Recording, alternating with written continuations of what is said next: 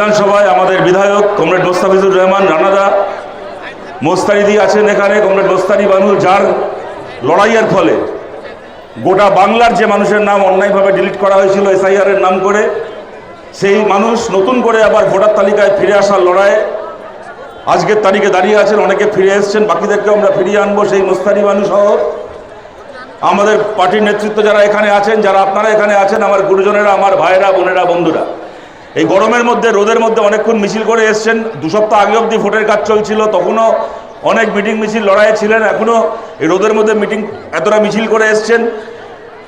এখানে সভা হলো, আমার আগেও বাকি আমাদের নেতারা বলেছেন, বেশিরভাগ বিষয় নিয়ে কথা হয়েছে, তাই আমি খুব বেশি কথার মধ্যে যাচ্ছি না, আমি আপনাদের খুব বেশি সময় আটকে রাখছি না। আমি খুব সংক্ষেপে 2-3টে কথা বলছি। আমাদের প্রথম কথা, দেখুন, যখন মানুষ 34 বছর আমাদেরকে জিতিয়েছে, তখনও একদিনের জন্য আমরা বলিনি যে আমরা জিতেছি মানে আমরা সব ঠিক করেছি, আর যারা ভোটে হেরে গেছে তাদের সব কথা ভুল।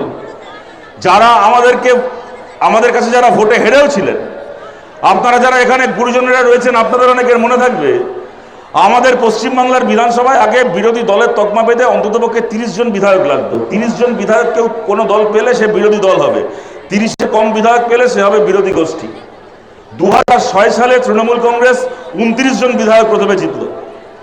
তখন হাসিম আব্দুল হালিম পশ্চিমবাংলার বিধানসভার আইন পাল্টে 30কে 29 করলেন, যাতে তৃণমূল কংগ্রেসকে বিরোধী দলের মর্যাদা দেওয়া যায়। হাসিম আব্দুল হালিম, বুদ্ধদেব ভট্টাচার্যরা বললেন যে বিধানসভায় কোনো বিরোধী দল নেই, সেই বিধানসভা নয়। আমরা দরকার হলে বিধানসভার আইন পাল্টাবো, তবু প্রয়োজনের চেয়ে কম আসন পাওয়া তৃণমূল কংগ্রেসকেও আমরা বিরোধী দলের মর্যাদা দেবো পশ্চিমবাংলা বিধানসভায়। এইটা ছিল গণতন্ত্র নিয়ে আমাদের বামপন্থীদের ভাবনা। আর উল্টো দিকে আপনারা দেখলেন গত 15 বছর ধরে আমাদের রাজ্যে কি চলল। ওরা ক্ষমতা এসে বলল যে আমরা বিরোধী শূন্য পঞ্চায়েত করব, বিরোধী শূন্য পুরসভা করব, বিরোধী শূন্য বিধানসভা করব। আমাদেরকে বিধানসভায় শূন্য করা হলো করে মমতা ব্যানার্জি বলে গেলেন পশ্চিমবাংলার বিধানসভায় বামপন্থীরা শূন্য হয়ে গেছে, বামপন্থীরা কোনোদিন আর পশ্চিমবাংলার বিধানসভার ভেতর দাঁড়িয়ে কথা বলতে পারবে না। আজকে তাকিয়ে দেখুন, সামনের 5 বছর পশ্চিমবাংলার বিধানসভার ভেতর দাঁড়িয়ে মোস্তাফিজুর রহমান কথা বলবে, মমতা ব্যানার্জি বিধানসভার গেটের চৌকাঠ পার করতে পারবে না, মমতা ব্যানার্জি আর সামনের 5 বছর বিধানসভা যেতে পারবে না। ভোটের আগে এসআইআর এর নাম করে ওই ছোট ছোট বাচ্চাদেরকে স্কুলে সাজিয়ে পাঠায় না বাবা মায়েরা, বছরে একদিন স্পোর্টসে গো অ্যাজ ইউ লাইক, যেমন খুশি সাজে প্রতিযোগিতা হয়। দেখবেন ছোট ছোট বাচ্চারা, কেউ চৈতন্য সাজে, কেউ সিস্টার নিবেদিতা সাজে, কেউ স্বামী বিবেকানন্দ সাজে, কেউ নেতাজি সুভাষচন্দ্র বোস সাজে। সেরকম মমতা ব্যানার্জি যেমন সাজে প্রতিযোগিতায় উকিল সেজেছেন। ভোটের আগে কোত্থেকে পাড়ার দর্জির দোকান থেকে উকিলের জামা কাপড় কিনে এনে ভোটের আগে উকিল সেজে চলে গেলেন কোর্টে, আমি নাকি এসআইআর নিয়ে লড়ছি। উনি নাকি এসআইআর নিয়ে লড়ছেন। ওর ভাইপোটা হয়েছে গরু চোর, কয়লা চোর, চাকরি চোর, আর পিসি হয়েছে একখানা মামলা চোর। আমাদের মোস্তারি বানুর করা মামলা, ওই চোর মমতা ব্যানার্জি বলল আমি সেই মামলা নিয়ে লড়ছি। ভোট হয়ে গেল, মামলার গল্প শেষ। যে মানুষের নাম এসআইআর এ তোলা গেল না, তারা তো ভোট দিতে পারবে না। আর তুমি যদি ভোট দিতে না পারো, তাহলে তুমি আমার চোখে মানুষ নও। ভোট হয়ে গেল, ওর মামলার গল্প শেষ। যেরকম সামনের 5 বছর বিধানসভার ভেতর মমতা ব্যানার্জি থাকবে না, কিন্তু মোস্তাফিজুর রহমান থাকবে, তেমন সামনের দিনগুলোতে এসআইআরে বাদ পড়া এই মানুষগুলোকে ভোটার তালিকার ফেরানোর লড়াইয়ে মমতা ব্যানার্জি থাকবে না, কিন্তু আমাদের মোস্তারি বানু থাকবে, আমাদের লাল পতাকা থাকবে, কমিউনিস্ট পার্টি থাকবে, এবং এই প্রতিটা নামকে আমরা ফেরাবই। কিভাবে নাম ডিলিট হয়েছে, এসআইআর কিভাবে পশ্চিমবাংলায় করা হয়েছে, সেই সময় যারা সরকার চালিয়েছিল তারা চাইলে কি করতে পারতো, তারা কি করেছে, এগুলো আপনারা সব জানেন। আমি নতুন করে সেই ব্যাখ্যায় যাচ্ছি না, কিন্তু আপনাদেরকে খালি আমি এইটা বলছি, আজকের তারিখে ট্রাইব্যুনাল করে যে নামগুলো বাদ চলে গেছিল, ট্রাইব্যুনাল করে যখন সেই মানুষগুলো ট্রাইব্যুনালে অ্যাপিল করছেন, তখন আমরা কি দেখছি, এখনো পর্যন্ত 1476টা নাম ট্রাইব্যুনাল বিবেচনা করেছে। এসআইআর করে তার ওই হিয়ারিং করে সবকিছু করে বাদ পড়ে যাওয়া নামগুলোর মধ্যে 1476টা নামের এখনো অবধি ট্রাইব্যুনালে বিবেচনা হয়েছে। তার মধ্যে 1476টা নামের মধ্যে কটা নাম ফিরে এসেছে জানেন তালিকায়? 1476টার মধ্যে 1468টা নামকে ভোটার তালিকায় ফিরিয়ে আনা হয়েছে। এই হচ্ছে বিজেপির এসআইআর। আর ওই বিজেপির ওই মোদির পোশাক কুকুর জ্ঞানেশ কুমারের এই হচ্ছে এসআইআর। 1476 জনের মধ্যে 1468 জন জেনুইন ভোটার। তার মানে বুঝতে পারছেন, যদি 1000টা লোকের নাম বাদ দিয়ে থাকে তার মধ্যে 999 জনের বেশি জেনুইন ভোটার, তাদের নাম বাদ দিয়ে পশ্চিমবাংলায় বিধানসভার ভোট হয়েছে। কিন্তু আমরা বলছি এক মাঘে শীত পালায় না। এই কিছু ভোটারকে বাদ দিয়ে ভোট করিয়ে বিজেপি সরকারে এসছে, কিন্তু এক মাঘে শীত পালায় না। এই মানুষগুলো সামনের পুরসভায় ভোট দেবেন, এই মানুষগুলো সামনের পঞ্চায়েতে ভোট দেবেন, এই মানুষগুলো সামনের লোকসভায় ভোট দেবেন। এদের সবার ভোটে পশ্চিমবাংলায় আমরা বিজেপিকে হারাবো। এখন মমতা ব্যানার্জি এখন মাথায় কথা আছে না, চোর পালালে বুদ্ধি বাড়ে, ওনার চেয়ার পালালে বুদ্ধি বেড়েছে। মুখ্যমন্ত্রী চেয়ার চলে গেছে, এখন বুদ্ধি বেরিয়েছে, বলছে যে বাম অতিবাম সবাই আমার সঙ্গে জোটে আসো, আমি বিজেপির সঙ্গে লড়বো। কই মমতা ব্যানার্জি বিজেপির মন্ত্রিসভায়, অটল বিহারীর মন্ত্রিসভায় মন্ত্রী হওয়ার সময় তো একবার মনে হয়নি যে বাম অতিবাম আমার সঙ্গে জোটে আসো, আমরা বিজেপির মন্ত্রিসভায় মন্ত্রী হব? এখন খেয়াল হয়েছে, এখন যখন চেয়ার চলে গেছে মুখ্যমন্ত্রিত্বের, এখন ঘরে বসে মাথায় বুদ্ধি খুলেছে বাম অতিবামরা জোটে আসো। আর যখন 15 বছর আপনি রাজ্যের মুখ্যমন্ত্রী ছিলেন, তখন পশ্চিমবঙ্গ সরকারের চুরি, খুন, সন্ত্রাস, দুর্নীতি ছেড়ে দিন। আপনারা সাক্ষী আছেন গত 15 বছরে, এমনকি কেন্দ্রের সরকারের বিরুদ্ধে, মোদীর সরকারের বিরুদ্ধে যখন আমরা বামপন্থীরা বন ধর্মঘট করতে গেছি, এই মমতা ব্যানার্জি মোদীর দালালি করে আমাদেরকে মেরেছেন, আমাদেরকে জেলে ভরেছেন। এই মুর্শিদাবাদের 2015 সালে আপনাদের মনে আছে, ধর্মঘটের দিন আমাদের একের পর এক কমরেডকে মেরে রক্তাক্ত করে পঙ্গু করে দিয়েছিল, প্রতিবন্ধী করে দিয়েছিল, জেল খাটিয়েছিল দিনের পর দিন। তাদের দোষ কি ছিল?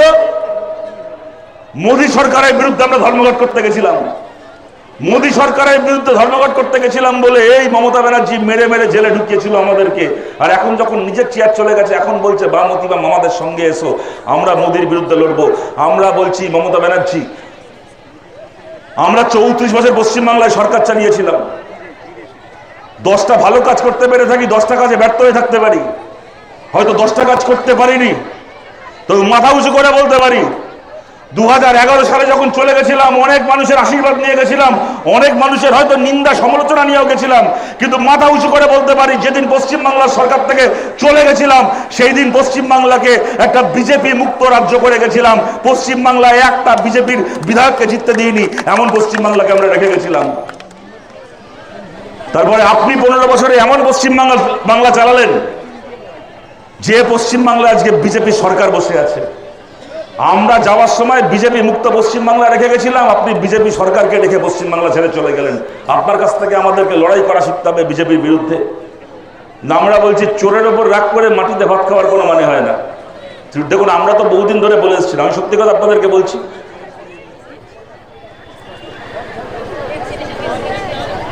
আমরা ভোটের আগে, সত্যি কথা বলতে আমি বাকিদের কথা জানি না, আমি অন্ততপক্ষে আশা করিনি যে বিজেপি জিতবে। আমারই বুঝতে ভুল হয়েছে, আমরা ভাবতে পারিনি পশ্চিমবাংলায় বিজেপি জিতবে, একার ক্ষমতায় সরকার তৈরি করবে। কিন্তু এইটাও বলছি, একটা কথা গত বিধানসভার আগে থেকে বলে নয়, গত 10 বছর ধরে, 12 বছর ধরে আমরা পশ্চিমবাংলায় বলে এসেছি, যেদিন পশ্চিমবাংলায় পুলিশ থাকবে না তৃণমূলের সঙ্গে, সেই দিন পশ্চিমবাংলায় তৃণমূল বলে কোনো দল থাকবে না। আজকে পশ্চিমবাংলার দিকে তাকিয়ে দেখুন, মমতা ব্যানার্জি আমাদেরকে ডাকছেন, বামপন্থীদেরকে ডাকছেন আমাদের সঙ্গে আসো বিজেপির বিরুদ্ধে লড়তে, ওনার নিজের ভাইপো ওনার সঙ্গে যাচ্ছে না। আমাদেরকে নিয়ে বলতো, সিপিএমকে নিয়ে বলতো, সিপিএম এমন একটা পার্টি, এরা রাস্তায় নেই, এরা খালি ফেসবুকে আছে, আর এরা খালি আদালতে আছে, এরা খালি মামলা করতে পারে, আর এরা খালি ফেসবুকে সমালোচনা করতে পারে, এরা রাস্তায় নেই। আজকে তাকিয়ে দেখুন, এখন মমতা ব্যানার্জির ভাইপো বসে বসে ফেসবুকে ভিডিও বানাচ্ছে, ওর কর্মীরা মার খাচ্ছে, সেখানে যাওয়ার ক্ষমতা নেই। ভাইপো ঘরে বসে ফেসবুকে ভিডিও বানাচ্ছে, ভাইপো বাড়িতে বসে ফেসবুকে ভিডিও বানাচ্ছে, আর সেই বাড়িও ভেঙে ফেলার জন্য পুরসভা নোটিশ পাঠিয়ে দিয়েছে। আর পিসি উকিল সেজে এখন আদালতে ছুটছে, আমাদেরকে বলতো আমরা নাকি ফেসবুক আদালতে আছি। এখন ভাইপো ফেসবুকে, পিসি আদালতে, আর সিপিআইএমকে দেখুন হাতে লাল পতাকা নিয়ে, আমরা রাস্তায় দাঁড়িয়ে আছি, আমরা রাস্তায় দাঁড়িয়ে থাকবো। আপনার ভাইপো আপনার সঙ্গে আসছে না, আপনি আবার আমাদেরকে ডাকছেন। ফলতায় ওদের প্রার্থী ছিল জাহাঙ্গীর, গতকাল জানিয়ে দিয়েছে যে আমার রইলো ভোলা চললো ভোলা, রইলো ঝোলা চললো ভোলা, আমার আর ভোট করে দরকার নেই, ভোট থেকে আমি নাম তুলে নিচ্ছি। আচ্ছা, আপনাদেরকে জিজ্ঞেস করছি, একদিন মমতা ব্যানার্জি বলতেন সবাই আমাকে দেখে ভোট দেবে, কোথায় কে প্রার্থী তার নাম কি দেখার দরকার নেই, বাংলার 294টা আসনে আমিই প্রার্থী, তাই তো বলতেন তো মমতা ব্যানার্জি? তাহলে ফলতা থেকে যে লেজ গুটিয়ে পালালো, ফলতা থেকে তাহলে লেজ গুটিয়ে কে পালালো? 294টা আসনে তো আপনি প্রার্থী, তাহলে ফলতা থেকে লেজটা কে গোটালো? আপনি গোটালেন তো। আপনার দলের লোকের অকাত হচ্ছে না বিজেপির বিরুদ্ধে লড়াই করার।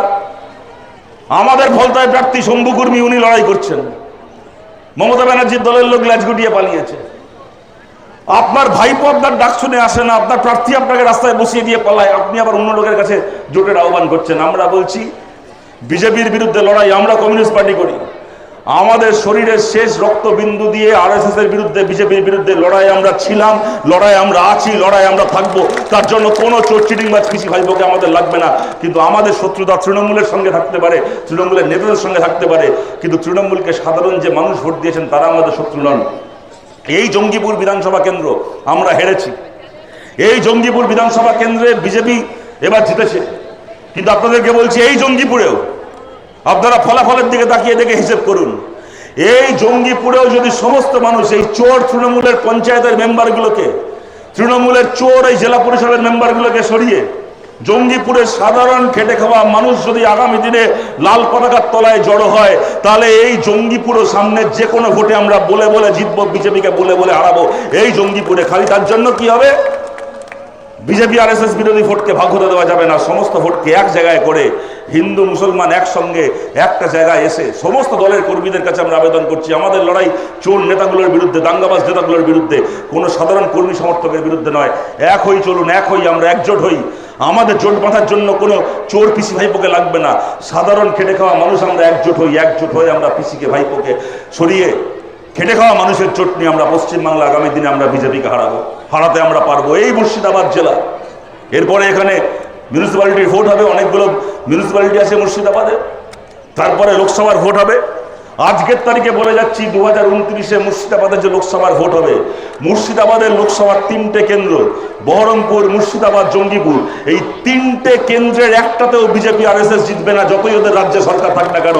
3টে কেন্দ্রেই বিজেপি হারবে যদি এখানকার সাধারণ মানুষ একসঙ্গে হাতে হাত ধরে আমরা ওদেরকে হারাই। সেই লড়াই আমাদেরকে লড়তে হবে। এবং যে মানুষগুলোর নাম বাদ চলে গেছে তালিকা থেকে, সেই মানুষগুলোকে বাদ দিয়ে নয়, সেই মানুষকে সঙ্গে নিয়ে আমরা এই লড়াই লড়ব।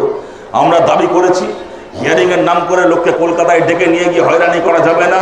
প্রত্যেক ব্লকে দ্রুত হিয়ারিংয়ের কাজ শেষ করতে হবে, তার জন্য ট্রাইব্যুনাল প্রত্যেক ব্লকে ব্লকে বসাতে হবে। আমাদের উকিলরা, আমাদের টিম প্রস্তুত আছে, আপনারা জানেন। ওরা চেষ্টা করেছিল ক্ষমতায় এসে বাড়িঘর ভেঙে তৃণমূলের যে চোর নেতাগুলো বেআইনি বিল্ডিংগুলো বানালো, তৃণমূলের যে চোর প্রমোটারগুলো বেআইনি বিল্ডিং বানালো, পুকুর ভরাট করলো, তারা দিব্যি সেই চুরির টাকা ভোগ করবে, পায়ের ওপর পা তুলে বসে থাকবে, তাদের ছেলেমেয়েরা ওই সম্পত্তি ভোগ করবে। আর খেটে খাওয়া গরিব মানুষগুলোকে বিনা নোটিশে রাতারাতি বাড়ি থেকে বার করে বাড়িঘর ভেঙে দেবে। আমরা বলেছিলাম রাজ্যের বিজেপি সরকার তার যাই থাক না কেন, এই ধ্বংসলীলা আমরা রাজ্য চালাতে দেবো না, এই বুলডোজারের রাজত্ব আমরা বাংলায় চালাতে দেবো না। আমরা বুলডোজার আটকেছি, আমরা লোকের বাড়ি ভাঙতে দিইনি, তৃণমূলের চোর নেতাগুলোর বাড়ি ভাঙা হবে। আমরা দাঁড়িয়ে দাবি করেছিলাম খেটে খাওয়া মানুষের বাড়ি নয়, তৃণমূলের চোর নেতাগুলোর বাড়ি ভাঙো। অভিষেক ব্যানার্জির বাড়িতে পুরসভার নোটিশ পাঠানো হয়েছে, ওর নিজের দলের হাতে পুরসভা, সেই পুরসভা নোটিশ পাঠিয়েছে। আপনাদেরকে এখানে দাঁড়িয়ে বলে যাচ্ছি, ওই অভিষেক ব্যানার্জির বাড়ি আমরা ভাঙা বই, ভেঙে টুকরো টুকরো করা বই, ওই চোর অভিষেকের বাড়ি আমরা